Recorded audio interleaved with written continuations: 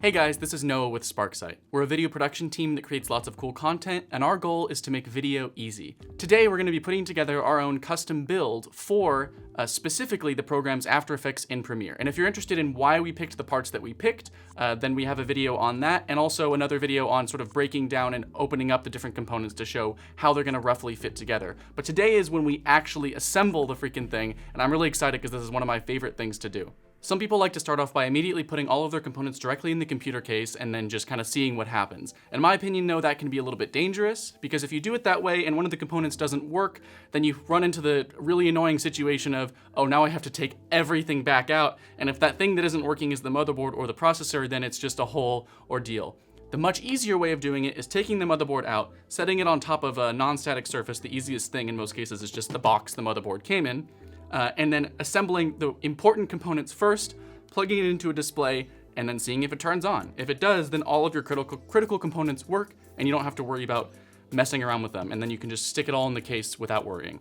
So let's jump right into it. So the first thing that matters when you get the motherboard is looking around on it, looking at the different things, making sure nothing is like obviously broken or dented or anything like that. What I usually do is install the CPU first, the processor. So if you remember, this processor is very small. Even though it's expensive, it is very tiny and delicate, so I recommend being very careful with it. You'll notice on the bottom are a lot of little gold contact points. This is where the CPU socket is going to connect to an interface with the processor. So the easiest thing to do is just reach in to the CPU socket here. There's like a little metal pin running along the side. Push down, slowly pull it out, and then let it release. At this point, you can very carefully push this up and remove the top of the socket. So it is kind of possible to install this wrong, so I always recommend looking and checking to make sure that you know where this little triangle is on the CPU. Once you've identified that, you can locate where the triangle matches up with the triangle on the motherboard itself. Plop the little sucker right in, give it a little tiny shake just to make sure it's secure. You just pop the little thing down, and then as we go about lowering this little metal support arm here, it's going to create a little bit of an alarming popping sound, and the little plastic thing is going to pop off. Oh, it didn't actually make that loud of a noise this time. But once you have this little plastic thing off, this cover, I recommend holding on to it because if you need to return your motherboard, you're going to need to put this thing back on. They won't accept motherboard returns without this little piece of plastic. So hold on to this. A good place to stick a bunch of little miscellaneous parts like that is just back in the motherboard box or off to the side in some easy to locate place. You don't want to misplace parts. Depending on how big your CPU's heatsink is, the next thing you might want to do is go ahead and install the RAM so you get that out of the way and you're not having to try and maneuver that to get it underneath it. Our heatsink is fairly big, so that's what we're going to have to do today. So installing the RAM is probably one of the easiest things you're going to do. You just find the 4 slots where the RAM usually goes in, pull back these little tabs to make them ready to go. If you're only installing 2 of these little RAM sticks, you want to make sure that you install them either in slot 1 and 3 or 2 and 4, and you can consult your motherboard manual because sometimes it actually is sensitive which one you do first. In our case, it doesn't matter since we're installing 4 identical sticks. Make sure you line up the RAM with the slot. You'll notice there's a little notch here in the middle. There's only one way for it to go in. You could technically force it the wrong way and break the stick, but as long as you're looking and making sure that it lines up, you can do it probably a little bit like that. It requires a little bit more force than most people are comfortable with at first, but as long as you hear a nice little click on both sides, you are good. So like I mentioned before, the heatsink is the thing that pulls the heat off of the CPU and then disperses it into the air. There's actually multiple different kinds of ways that you can do this. A lot of processors just come with a stock cooling device, something that you can just plop on top of, and it really isn't very hard at all. Because we got a CPU that didn't come with that, and because we want this to be fairly high performance and fairly quiet, we got one of these beasts of a Noctua coolers. This little metal bracket fits through the back of the motherboard, lines up with that little screw there. Once you flip it back over, you'll see these little pins sticking out here. Then you just take these little plastic, I don't even know what these things are called, they're just like little plastic cylinders with holes in the middle, and plop them down on top of the 4 different little support things. Being very technical with my use of words here. So the direction in which you install these little metal arms here depends on what direction you want the heatsink to go. In our case, we're going to want the air to flow from here to here and go out the back of the computer. And because the screws are here and here, the support arms are going to have to go like this. Oops, line that up correctly. Once those are in place, then you grab these little metal things to secure it down. I really like to use magnetic screwdrivers because they just make this process a whole lot easier. You want to kind of go back and forth on diagonals to make sure that you're not over tightening any particular one. This is all just not to put too much tension or stress on the motherboard itself. It's more resilient than you might think, but you can break it by tightening it too much. When you actually install the actual heatsink, there's something you have to do before you stick it on. A lot of stock coolers will already have this pre-applied, so you won't have to worry about it. But we're going to need to put something called thermal paste directly on top of the CPU so that all the little tiny imperfections and air bubbles that might form between the two metal surfaces aren't going to actually, well, they'll be filled by this thing so the heat can most efficiently transfer from the CPU die to the heat spreader to the heatsink itself. So make sure you take off this little piece of plastic. I figured that was obvious, but I wanted to point it out. Also make sure, this one doesn't have it, but some CPU heatsinks come with like a little bit of plastic film. You'll make sure to take that off as well. And in our case, we also want to take off this fan. This heatsink came with a little bit of thermal paste. A lot of processors, like I said, if they're just kind of stock processors that come with your CPU, will already have this pre-applied on the bottom of the heatsink, but in our case, we just need to take off this little cap. The best way to do this is just to apply a tiny little bit right in the middle, roughly about the size of a pea. That's probably plenty. It's going to be spread out fairly substantially just by the process of squishing the heatsink down up against it. So you really don't need that much. Just a little bit right in the middle, roughly about the size of a pea. One of the reasons we got this particular heatsink is that you might notice that the heat pipes here aren't actually perfectly symmetrical. And that's because this thing is such a monster that if it was centered on top of the processor, then it would block us being able to stick a graphics card in this first slot. And on this motherboard, that actually would make a difference because these two slots down here aren't the same as this one. This one operates at a slightly higher bandwidth, which probably won't matter in most cases because most graphics cards right now aren't able to take advantage of a bandwidth that would be higher than the ones down here. But in the future, that might not be the case. Some of the highest end graphics cards right now actually are. There actually is a noticeable difference between the performance in a x16 slot, which is what this is, and a x8 slot. But it's not critical, but it is important to think about. So make sure that it is offset correctly. This is the part that I would recommend really just taking your time, lining it up, looking at all the different stuff, and then you should be able to just plop it right on top of where these two little screws line up. Get yourself a nice long Phillips head screwdriver, apply a little bit of force on one side, and screw down until you feel like it's caught on it, and then quickly go over to the other side and do the same thing. The key here is you do not want to over tighten one of the sides. You want to make sure they're both caught on the screw before you proceed. This is where you edit it to make it look like I did it right on the first try. Same thing here as what we were doing with putting on the little screws down there at the beginning, is kind of just going back and forth and slowly tightening each one until it's sort of reasonably tight. You don't want to force it or over tighten it. So really that's just to the point where, you know, it feels like it's not really going to move. If you have to like change your grip and start like really forcing it, then that's too much. It should get to the point where you're able to just grab the heatsink and lift up the whole motherboard without anything making any weird noises or falling off. Now we go ahead and reattach the fan. You will notice that most fans have little markers to designate the direction in which they spin and the direction in which the airflow goes. We're going to want to make sure we install these fans such that the air goes from this side, which is going to be the front of the computer, to this side, which is the back of the computer. Plop it down wherever it's supposed to go. Then you have these little things here. These are the 4-pin fan connectors. On the motherboard, you're going to find a little place where that goes in. You'll notice right there, it says somewhere, I can't really see it from here, but it says CPU fan. You just take it, line it up with the little plastic piece, and drop it in. Now that we have the processor, thermal paste, heatsink, fan, and RAM all installed, we can move on to the graphics card. Make sure you take off any plastic piece that's here on the PCI Express connector. Push back this little pin. It's sort of like in a similar way to the way the RAM installed. Line it up with the little notches. Make sure there's probably enough room over there for this little piece of metal over here, and then drop it down. And it should pop in place and make a little satisfying click. So that is all the major components installed. What we need to do now is connect everything in such a way that we can run power to it and actually turn it on.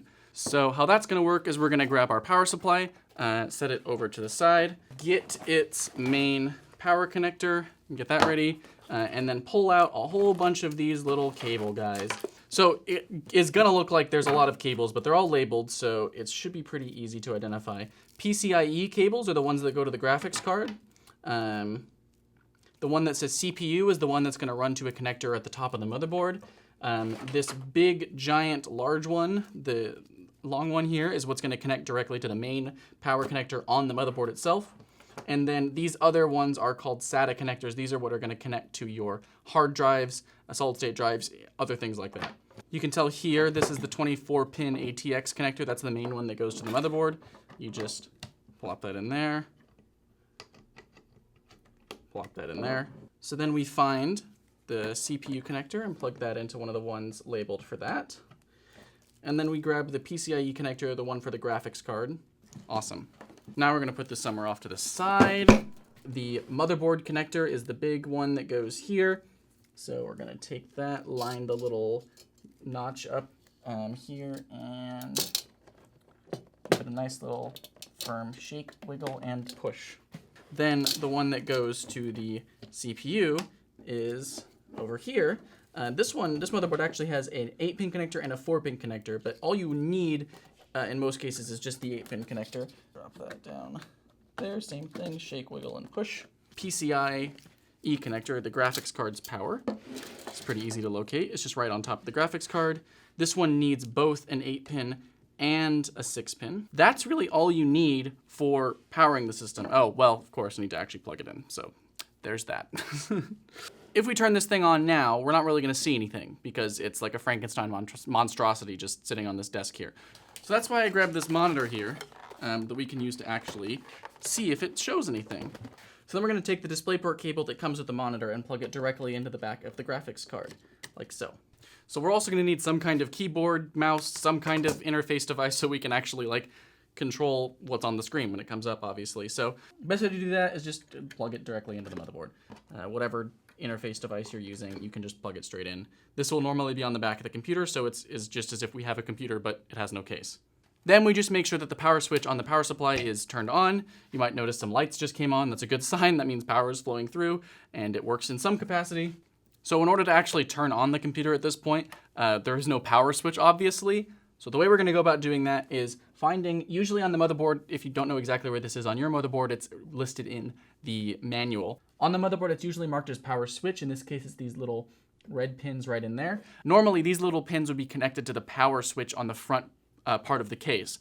Right now, there is no case. It's just a Frankenstein monstrosity. So all we really do is bridge the gap between these two pins, and the computer should turn on. First thing you wanna look for is to make sure all the fans are spinning. A lot of modern fans have like an eco mode that'll kick in after a little bit, so they might stop and, oh, that's perfect. We have an image on the screen. We're good to go. What you see now on the screen is called the BIOS, or the basic input-output system. This is what your computer looks like when there's no operating system installed on it. Mac, Windows, doesn't matter. This is like the motherboard raw. So once you get in here, one of the first things that you're gonna want to do is navigate to your RAM settings. This is gonna be different depending on the kind of motherboard that you have. It'll be listed in the manual somewhere. But you just go to this thing called XMP, or Extreme Memory Profile, and make sure that is enabled or set to profile 1. This is gonna allow the RAM to actually work at its advertised speed. Most RAM speeds that are advertised are overclocks of their normal settings. So you have to make sure you turn this on, and then we're gonna go to save and exit. Are you sure? Yes, and then make sure that it restarts and actually boots back up with that setting in place. And looks like we're good to go, because if I look over here at memory, it says that the frequency is now 3200 megahertz, which is what this RAM is actually set to be. Then we can just power the system down by doing the opposite of what we did before and hitting this one more time. I don't recommend messing around with the internal components of a computer unless you have completely unplugged the power supply. You're probably going to be fine, but it's just a good precaution to take to make sure you don't damage any of the components inside your computer. Now that we've confirmed that all of these parts work, we're good to go to just start putting things inside the actual computer case. So let's do that. So before you put it in the case, you're going to want to disconnect all the power supply cables, disconnect the graphics card so that it's not in the way, but the rest of it can stay as one big set. We're just going to take the whole thing, the whole motherboard assembly with the processor and heatsink attached, and carefully lower it in to the case. There is an area right at the back here that you're going to want to line up. Some motherboards you'll have to put in a little I/O shield first. This one conveniently does not have one of those, so we don't have to worry about that. You'll just look around and see a whole bunch of these little screw holes. Not all of them will line up. Sometimes there'll be ones, just depends on the size and specifications of the motherboard and the case, but you're going to want to get screws into as many of them as you can so that it's as secure as possible. Locate where it's supposed to go, and then like always, tighten it reasonably tight, but don't go all the way. So then you just go back over afterwards and tighten all of the screws and make sure that they're all nice and secure. So now all of the like really important and crucial components are installed. The rest of the build is just a bunch of cable connecting and slotting the hard drives into place, making sure all the fans are connected, and then finally sticking the graphics card in. So let's get started. Here I'm just going to take this fan and plug it into one of the things labeled system fan on the motherboard. This is just the fan at the back of the case, the rear exhaust fan. Next, we're going to install the storage. In our case, that's these two solid-state drives, as well as this little NVMe SSD drive. Also this little hard drive. So on this case, solid-state drives usually go on these little brackets here. Pop them off. Locate the little screw holes, line them up so that the connectors are at the bottom, flip it over, and do the tedious work of just screwing in all the different screws. So then we just take these, plop them right here. They just fit in place, and then you tighten this little screw at the top. Very, very simple. Then we're going to spin this whole thing around. To install one of these little NVMe SSDs, you'll actually put it directly on the motherboard. If your motherboard supports it, which most modern ones do, you'll just have one of these little plate things. You'll need one of the super thin Phillips head screwdrivers. So as you can see, this M.2 drive is not quite long enough to reach all the way to the little standoff that's already installed. So we're going to take one of the ones provided in the motherboard case and drop it in here. Once that's reasonably tight, then we take the little stick of bubblegum here, put it in at about a 30-degree angle. Then you take the other little screw that is very hard to find usually, buried somewhere in your motherboard case. So then you just retighten the cover back on top of the M.2 drive and you should be good to go. So the next thing we're going to do is install this little hard drive. This case has a lot of hard drive mounting points here, but we don't actually need most of them. We really only need one. So for the time being, I'm just going to remove the extra ones just to get a little bit of extra airflow. Then we take out the one we're going to actually install it into. The hard drive, you're going to want to make sure that the part where you can connect it to your computer is facing outwards. And then these install with these kind of long screws. Then you just plop this right back in, kind of just fits in place in the back there, and then you just hand tighten it usually. Now that we have all of those components installed, we can move on to actually connecting all the different cables that let all of the components talk to each other. One thing to keep in mind when running cables throughout your computer is that you want to not allow it to become just a complex rat's nest of random things going to random places. It takes a little bit of extra time, but it's worth it to kind of manage your cables in a way that you allow air to flow through the computer nicely. That usually means making sure everything is in the back here, not going through the front. A lot of nice cases come with these little Velcro straps that can help you guide the cables in different directions. And you'll usually have some zip ties provided by multiple components as well that'll let you keep things nice and organized. General rule of thumb to make the cable management look as nice as possible is just to do the smaller, lighter cables first, then work your way up to the bigger cables. We haven't put in the power supply yet, and those cables on the power supply are the biggest and thickest. So I usually like to do the front panel cables first, all of the stuff that connects to the ports up here, run those through, then do the data cables for the solid state drives and the hard drives and all that stuff, and then install the power supply and run the big thick cables on top of everything else, and it like anchors it all down and keeps it nice and neat. So that's what we're gonna do here. The front panel cables are all gonna run together for a while, so I just kind of like to put them all together with several zip ties and run them as one big bunch. There are usually little anchor points as well that you can use throughout the case to kind of control and wrangle the cables to move in specific pathways.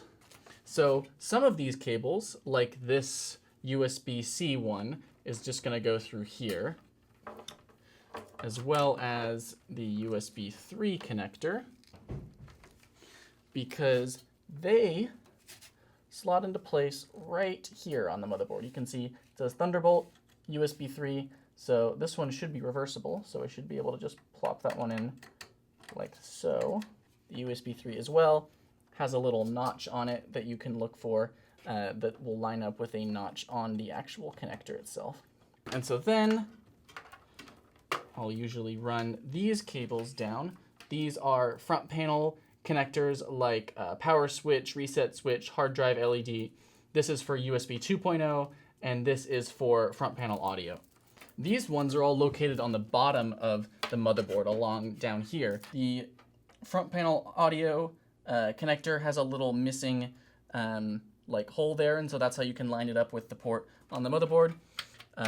All of these different connectors are listed in the motherboard manual.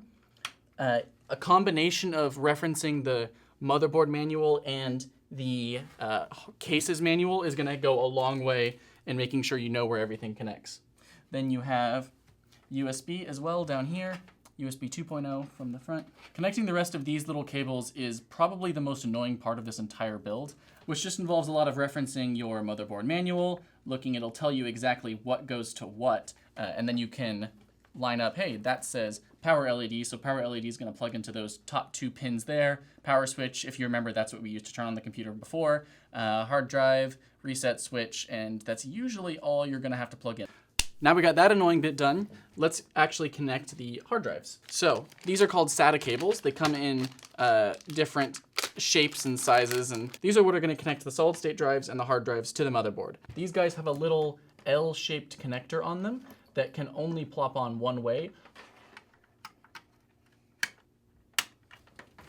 So I like to run the hard drive cables down through here, up through whatever cable mounting thing is right in this position, and then they'll go through this hole back to the front, where there's a spot right here along the side of the motherboard where these things can plug into.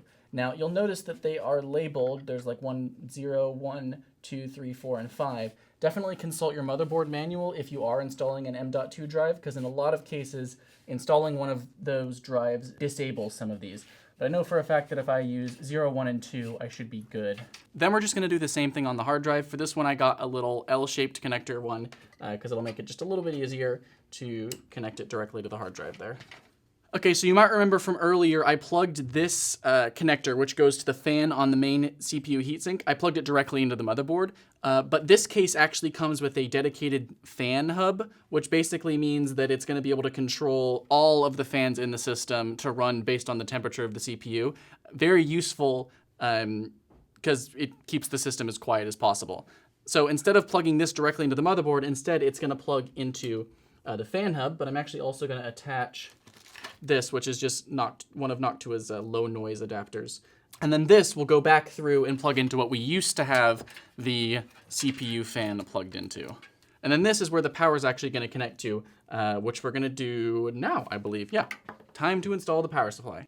The power supply is going to slot in through the back here. In some cases, you literally just have to shove it in and then like screw in 4 points here. But this one comes with a nice little bracket that we can take off.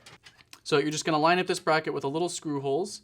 Usually the power supply will come with the screws that you need, and usually the case and the motherboard will too. They're all very similar. The nice thing about modular power supplies like this one, where you can connect all the cables after the fact is that I don't have to deal with the really annoying thing of trying to click all that stuff into place down in this little crevice down there. I can do it outside of the case. Then we'll also need to add in two that we didn't use before, which are SATA power cables. These are the ones that will plug into the hard drive, solid state drives, as well as power our fans. Same process as before, you just run them through and plug them into any of the ones labeled peripheral and SATA. Then we can just slide this whole thing through, being careful not to break any of the other stuff. It might get caught on some cables as you go through, so just kind of move things around and get it nice and snug. Same technique as before with these ones. We're just going to go and do the smaller cables first. So we're going to start with the SATA cable. This is the power cable for the different hard drives and solid state drives. So it also only fits in one direction. So just double check the L shape and make sure that it's going in correctly. Tuck away the excess cables. Could have done a little bit of better job with the cable management there, but you know, whatever. Then the one that's going to be the biggest pain in the butt is the CPU cable. If you recall, it's up here in the corner. So usually what you have to do is run it up around the back here and put it through this little hole in the top. So this cable needs to go right here in the same place we put it before. It's a tiny little socket up in the top corner. If we had a smaller heatsink, this would be significantly easier to manage. One important pro tip would be to avoid the trouble that I just had to go through. If you have a modular power supply, plugging in that CPU connector first, running it through as you set in the motherboard at the beginning. That way you don't have to deal with trying to do this weird tiny little curving and plugging in there in the back. It's just annoying. Be nice to just have to avoid that. We're getting close to the end now because the next big thing we're going to install is the power connector for the motherboard itself, which will just run up through here, go through the same place that we stuck these two guys here, plug it in right where we put it in at the beginning.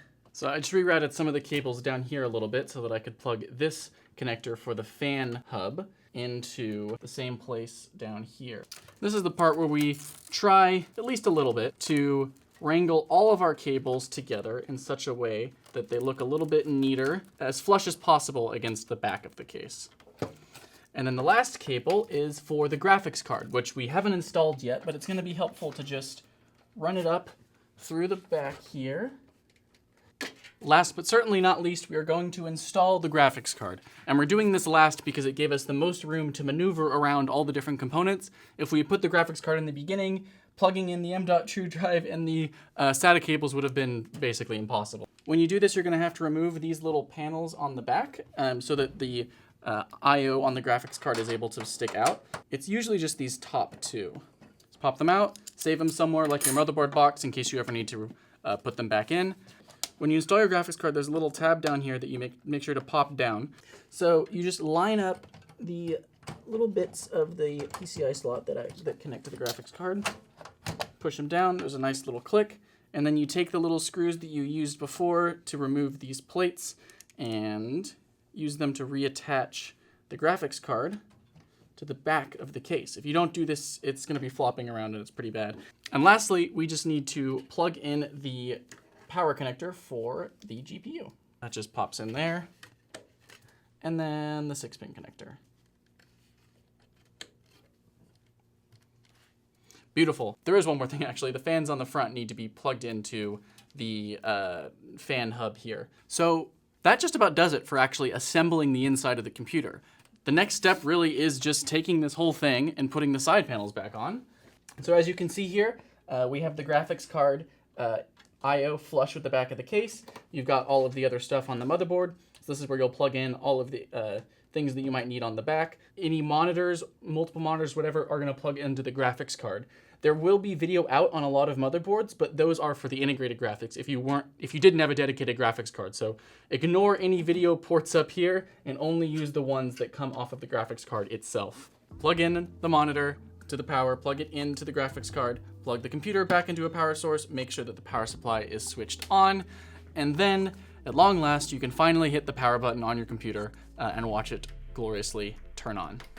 Freaked out there for a second, but I in fact turned the monitor off when I thought I turned it on, so we're good to go. We're back in the BIOS again. Everything still works, keyboard works, awesome. The next step, since this computer is going to be something that's running Windows, is to go to the Windows website, download their installer, put it on a flash drive, stick it in the back, and install Windows. That process is fairly straightforward. You just boot up the computer with the flash drive plugged in, hit next, next, next, type in whatever key you have. You can buy a Windows key really easily from Amazon. It's just a digital download. It doesn't take any time at all. Once that's installed, you'll want to go to your motherboard manufacturer's website and download all of their drivers. These are just little pieces of software.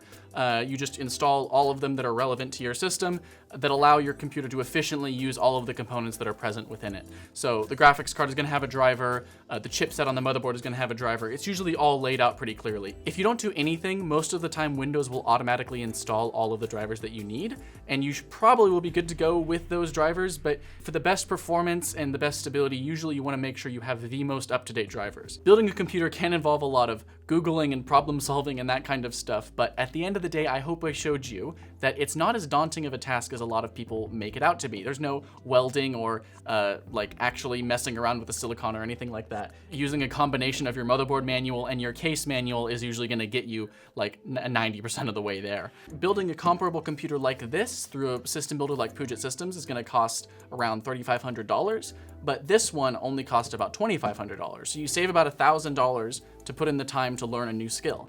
And I believe building a computer, knowing how to do that, it gives you a whole bunch more knowledge about the inner workings of this tool that you use on a regular basis. Understanding how your computer works if you do a lot of editing, I think is comparable to understanding how your camera works if you do a lot of production and shooting. So wrapping up, we're gonna leave links in the description to all of the parts we used for this specific build. But always be sure to check out websites like Puget Systems to see, depending on when you're watching this video, what is, the best, most up-to-date, latest and greatest build for the programs that you're using. Definitely, if you haven't had the chance yet, go back and check out the previous videos in this series because we go over the methodology of why we picked the parts that we picked, and that kind of stuff will be relevant even going into the future. So if you enjoyed this content, then definitely consider subbing, and if you have any other thoughts of your own about the process of building a computer that you want to share, then feel free to comment below. Thanks for watching, and I hope to see you again next time.